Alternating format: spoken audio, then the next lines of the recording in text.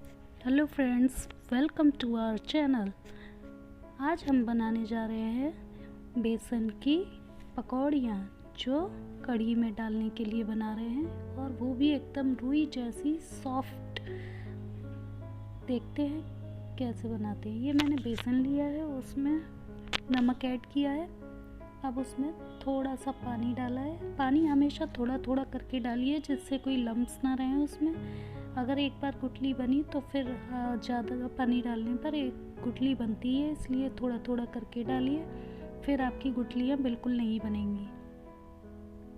और इसको अच्छे से फेंट लीजिए। पानी डालकर अच्छे से फेंटना बेसन को बहुत ज़रूरी होता है। इस तरीके से इसको फेंटिए।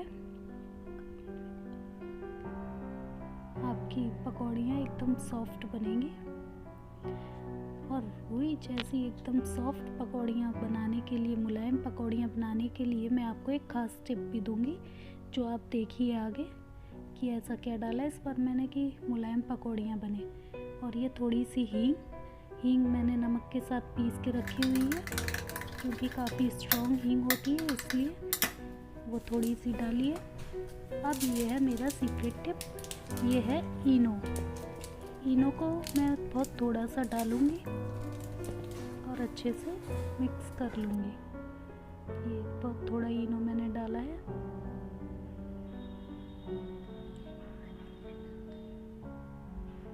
और इसको अपनी देसी ट्रिक से वापस चिपका दिया, क्योंकि फिर वो फैल जाता है इसलिए। और ये अच्छे से मिक्स करके अब अपना चम्मच से एक बार पकौड़ियाँ अपना छोड़ दूँगी, और फिर आप देखिएगा कैसी सॉफ्ट पकौड़ियाँ बनती हैं।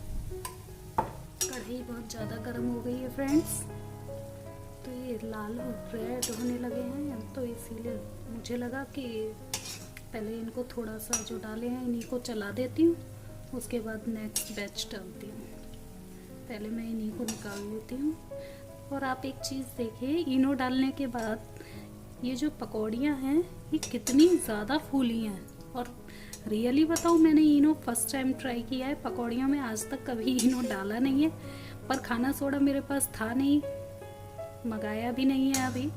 और मैं बिना खाने सोडे के मेरी पकौड़ियाँ कभी सॉफ्ट नहीं बनती हैं, इसलिए मुझे कुछ ऐसा आइडिया आया क्यों ना एक बार इनो डाल के देखा जाए। तो इसलिए अब मैं इनो डालकर एक बार ट्राई मार रही हूँ कि पकौड़ियों का क्या हाल होता है। और ये तो इतनी ज़्यादा फूली हैं कि देखकर मज़ा ही आ गया। नेक्स्ट टाइम से तो मैंने अब इनो ही यूज़ करना है अगर पकौड़ी। और बहुत थोड़ा सा इनो डाला है, ऐसा नहीं कि बहुत ज़्यादा डाल दिया हो।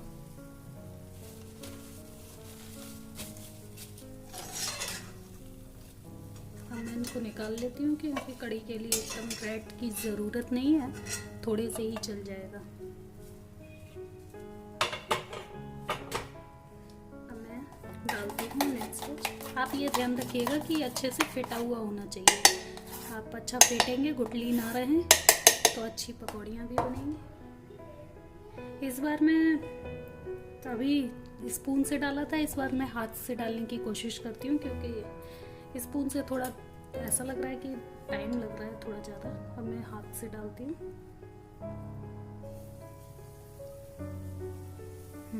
हाथ से ठीक है। आप साइज़ अपने अकॉर्डिंग रख सकते हैं। एक्चुअल में मुझे कढ़ी में पकौड़ियाँ कम ही पसंद हैं, पर घर में सब लोग खाते हैं तो इसीलिए डालनी पड़ती है। तो मैं इसका साइज़ थोड़ा छोटा ही रखती हूँ।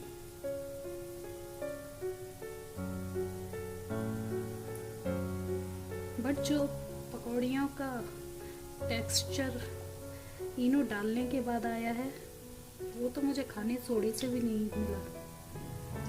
तो बेटर है कि इनो डालो, तुरंत पकौड़ियाँ बनाओ, फूली फूली सॉफ्ट सॉफ्ट, वो सबसे ज़्यादा अच्छा है।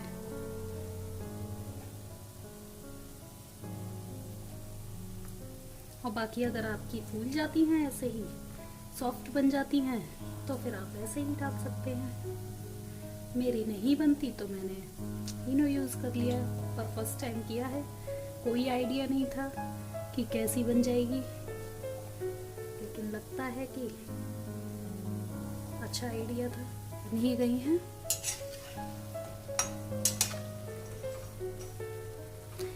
हम लोग के यहाँ भगवान का भोग लगता है ठाकुर जी का, तो इसीलिए प्याज नहीं डालते जब भोग लगाते हैं हम, और भोग हमेशा खाने का लगाते ही हैं, तो इसलिए प्याज हम यूज़ नहीं करते।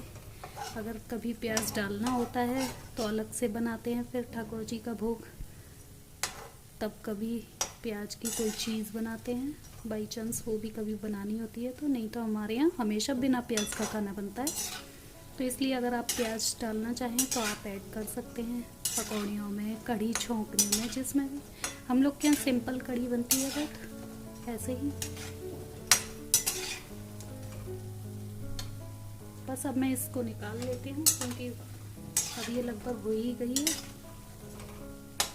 तो बहुत ज़्यादा जली हुई सी हो जाएगी जो चाहिए नहीं।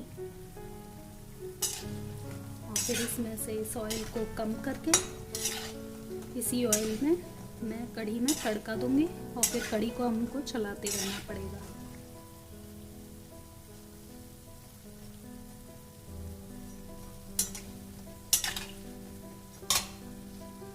ये देखिए कढ़ी, ये पकौड़ी कितनी ज़्यादा सॉफ्ट है।